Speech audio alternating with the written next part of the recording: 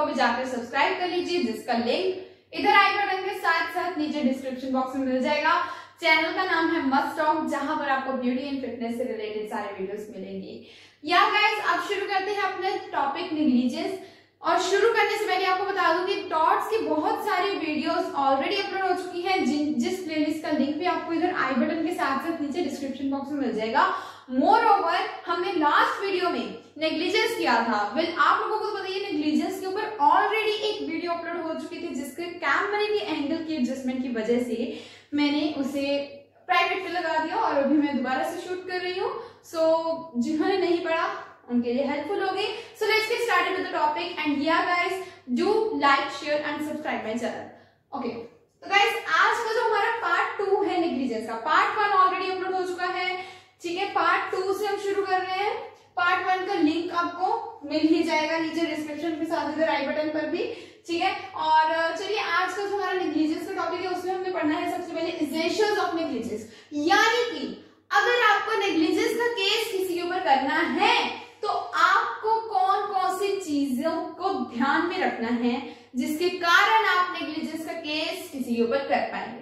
तो point number one ये होगा कि जो भी जिसके ऊपर भी आपको नेग्लिजेंस का केस करना है उसकी आपके प्रति कोई ड्यूटी है। देखो, जिसके ऊपर हम केस करते हैं उसे डिपेंडेंट बोला जाता है, ठीक है। और यहां पर भी हमारा फर्स्ट पॉइंट क्या है, dependent on a duty of care, कि हमें सबसे पहले ये प्रूव करना है कि जिसके ऊपर हमें केस करना है उसकी कोई ड्यूटी ऑफ केयर थी हमारे प्रति। लाइक पेशेंट के ऊपर ड्यूटी ऑफ केयर होती है किसकी, डॉक्टर की, ठीक है। और इसी तरीके की लॉयर की क्लाइंट्स पर होती है, ठीक है। सो dependent on a duty of care.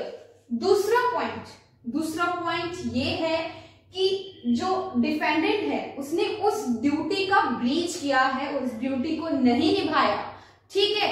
अब तीसरा पॉइंट ये है कि जो प्लेंटिफ है इस ब्रीच की वजह से प्लेंटिफ को डैमेजेस पहुंची है, प्लेंटिफ ने सफर किया है। अगर ये तीनों पॉइंट्स कहीं पर मिलते हैं तो नेग्लिजेंस का केस जायज है, हो सकता है। और इन्हीं तीनों पॉइंट्स को डिटेल में थोड़ा सा नीचे केसेस के साथ चलिए थोड़ा सा पढ़ते हैं। तो पहले पॉइंट में मैंने आपको बताया डिफेंडेंट की कोई ड्यूटी ऑफ केयर थी। अब जैसे कि कोई पेशेंट है, इसकी एग्जांपल ये पेशेंट वाली मैं आपको पार्ट नंबर 1 में भी बता चुकी कि कोई पेशेंट है वो डॉक्टर की नेग्लिजेंस की वजह से मर गया। डॉक्टर की ड्यूटी थी पेशेंट की टेक केयर करना, ठीक है। और डॉक्टर ने उसकी टेक केयर नहीं करी है, लाइक पेशेंट आकर बैठा है और डॉक्टर अपने फोन पर बिजी है, तो डॉक्टर ने उसकी टेक केयर अगर नहीं करी है तो डॉक्टर की जो ड्यूटी थी उसने उसका ब्रीच किया है, ठीक है।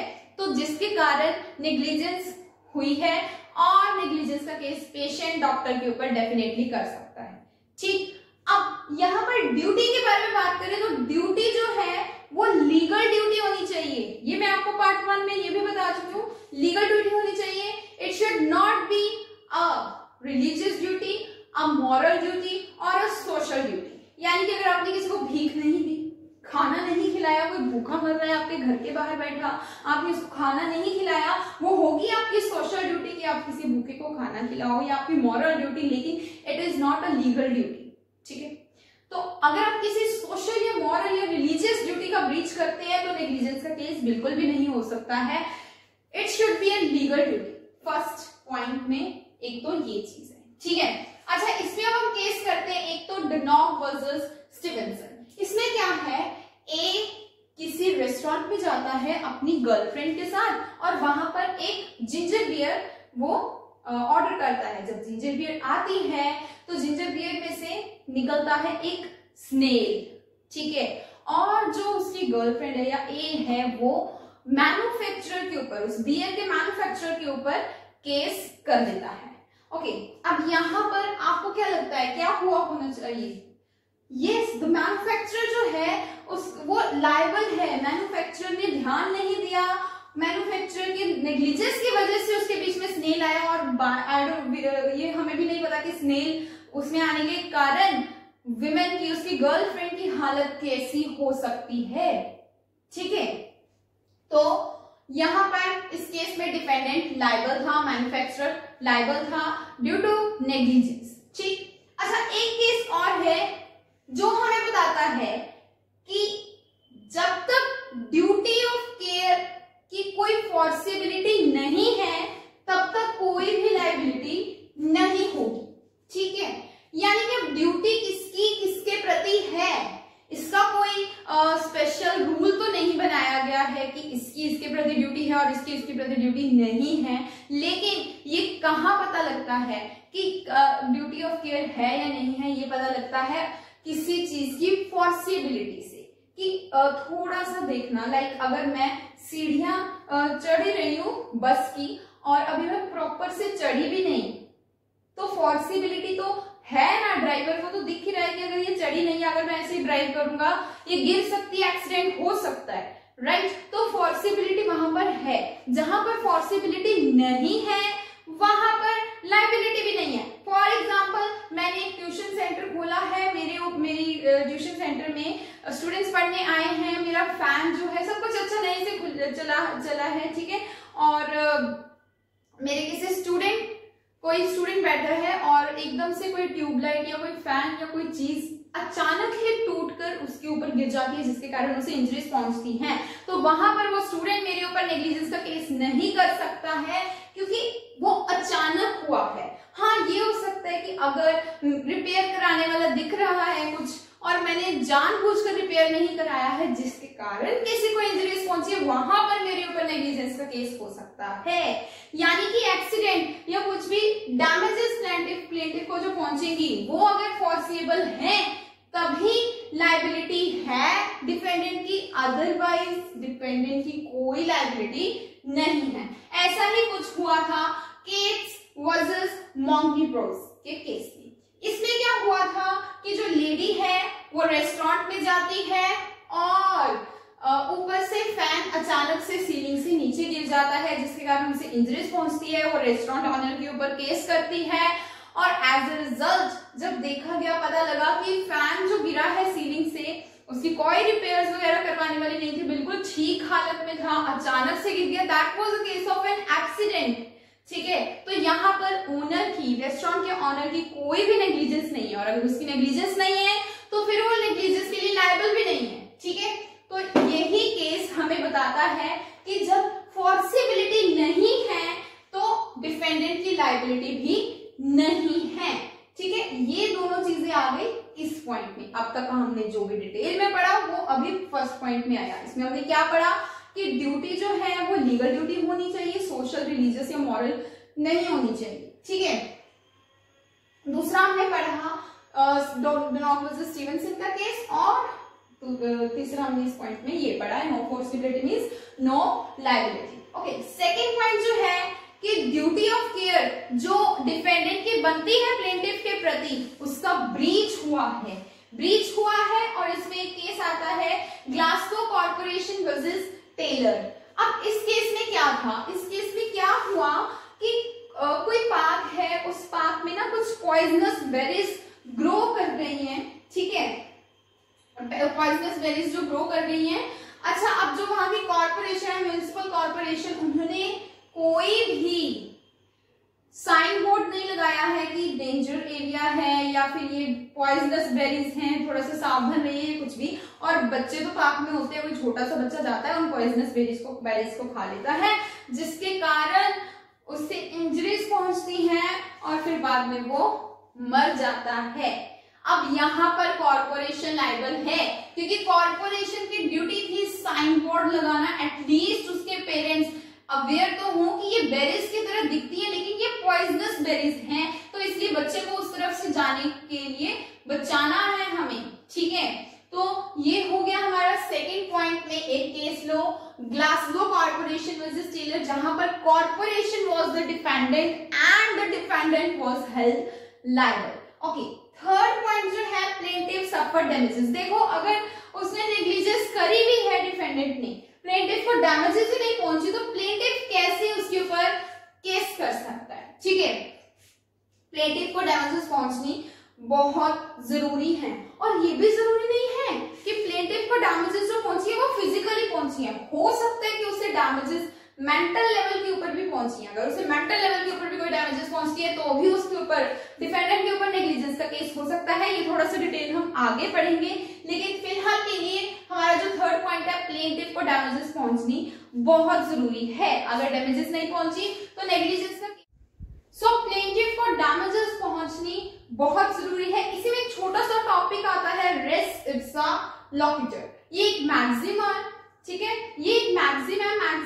इस मैक्सिम का मतलब क्या है कि यानी कि देखिए यार, कभी कभी तो ऐसा होता है, अब आप लोगों को तो पता ही है कि प्लेंटिफ को अगर किसी के ऊपर केस करना है तो सबसे पहले तो उसे ये पॉइंट प्रूव करना पड़ेगा कि डिफेंडेंट की कोई उसके ऊपर ड्यूटी थी, ठीक है, और उसने उस ड्यूटी का ब्रीच किया है जिसके कारण मुझे ये डैमेजेस पहुंची हैं।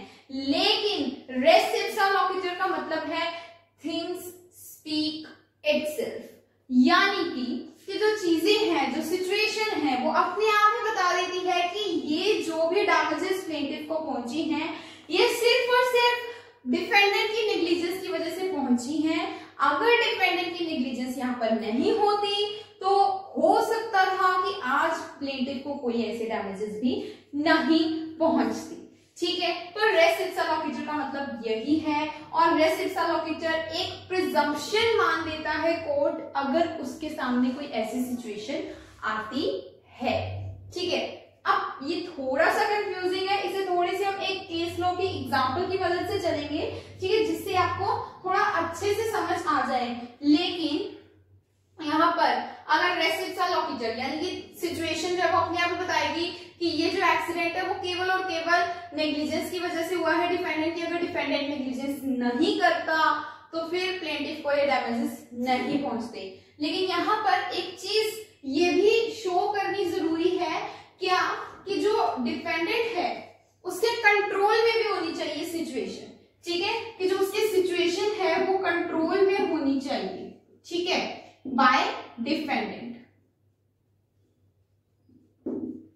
इसमें एक केस है chief executive officer CESCO versus Prabhati Sahu. इस केस में क्या हुआ बच्चे, देखिए इस केस में हुआ क्या कि एक पर्सन की डेथ हो जाती है ड्यू टू इलेक्ट्रोक्यूशन। अब आप लोग जा रहे हो, लाइक आप लोगों ने देखा ही होगा कि कई बार रोड है, रोड के ऊपर इस तरीके से टावर होते हैं, ठीक है, और वायर्स ऊपर से जा रही होती है, ठीक। अब एक बार क्या हुआ कि इस तरीके से वायर ना एक ऊपर से बेंड होती हुई काफी नीचे की हाइट तक बेंड होती हुई ऊपर जा रही है, ठीक है। अब कोई पर्सन वहां से निकल रहा है और यहां से वो वायर को टच कर जाता है गलती से, ठीक है, जिसके कारण उस पर्सन की डेथ हो जाती है, ठीक है, या उसको इंजरीज पहुंचती है। तो यहाँ पर किसकी गलती है?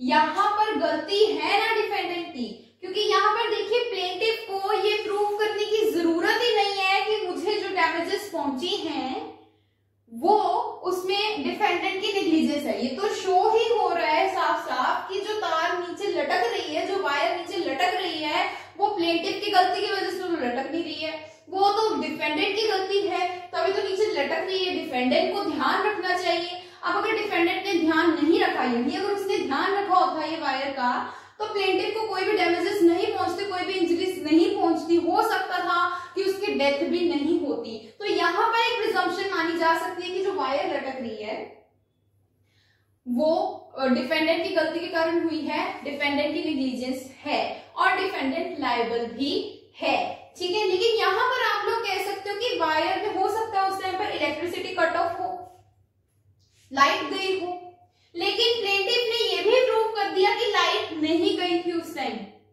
दैट ऑब्वियसली मींस कि डिफेंडेंट की गलती है, ठीक है। तो यहाँ पर सिचुएशन अपने आप ही बता रही है कि अगर सिचुएशन डिफेंडेंट के कंट्रोल में भी है, ठीक है। अब यहाँ पर सिचुएशन अपने आप ही बता रही है कि अगर ये डिफेंडेंट ने वायर का ध्यान रखा होता तो प्लेंटिफ को डैमेजेस नहीं पहुंचते, ठीक है। ये हो गया पॉइंट, थर्ड पॉइंट में। अच्छा, अब एक छोटा सा टॉपिक आता है नर्वस शॉक। नर्वस शॉक में हमारा एक केस भी आता है, वेल विल्किंसन वर्सेस डाउनटाउन। पहले तो देखते हैं नर्वस शॉक क्या है। देखिए मैंने आपको बोला अभी कि डैमेजेस जो हैं जरूरी नहीं है कि वो फिजिकल लेवल पर ही पहुंचे, वो मेंटल लेवल पर भी पहुंच सकती है। अगर मेंटल लेवल पर कोई डैमेजेस पहुंचे तो उसे हम बोलते हैं नर्वस शॉक। ठीक है, अब देखिए विल्किंसन वर्सेस डाउनटाउन केस में हुआ क्या, प्लेंटिव को एक सदमा लग गया, एक नर्वस शॉक लग गया और वो बहुत ज्यादा बीमार हो गई। क्यों? क्योंकि डिफेंडेंट ने उसको बोला मजाक में कि तुम्हारे हस्बैंड का एक एक्सीडेंट हुआ है जिसमें उसकी दोनों लेग्स खत्म हो गई, कट गई। ठीक है, तो प्लेंटिव को सदमा लगा, वो नर्वस शॉक में गई और वो बहुत ज्यादा बुरे तरीके से बीमार हो गई। यहाँ पर जो जिसने भी ये मजाक किया है वो डिफेंडेंट लायबल है, नर्वस शॉक के लिए, नेग्लिजेंस के लिए लायबल है। तो ये है हमारा नेग्लिजेंस का टॉपिक। सॉरी, आई होप आप लोगों को क्लियर हो गया होगा। गाइस, अगर आप लोगों को कोई भी डाउट है तो आप लोग मुझे इंस्टाग्राम के ऊपर फॉलो भी कर सकते हैं, जहां पर आप लोग मेरे से ज्यादा कनेक्टेड रह सकते हैं, अच्छे से मुझसे डाउट पूछ सकते हैं, जिसका यूजर नेम यहाँ साथ साथ मैं डिस्क्रिप्शन में लिंक भी डाल दूंगी, तो आप देख लीजिएगा।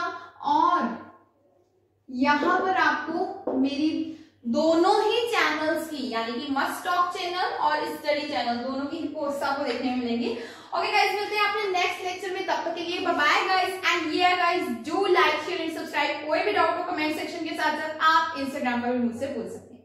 Thank you so much for watching guys.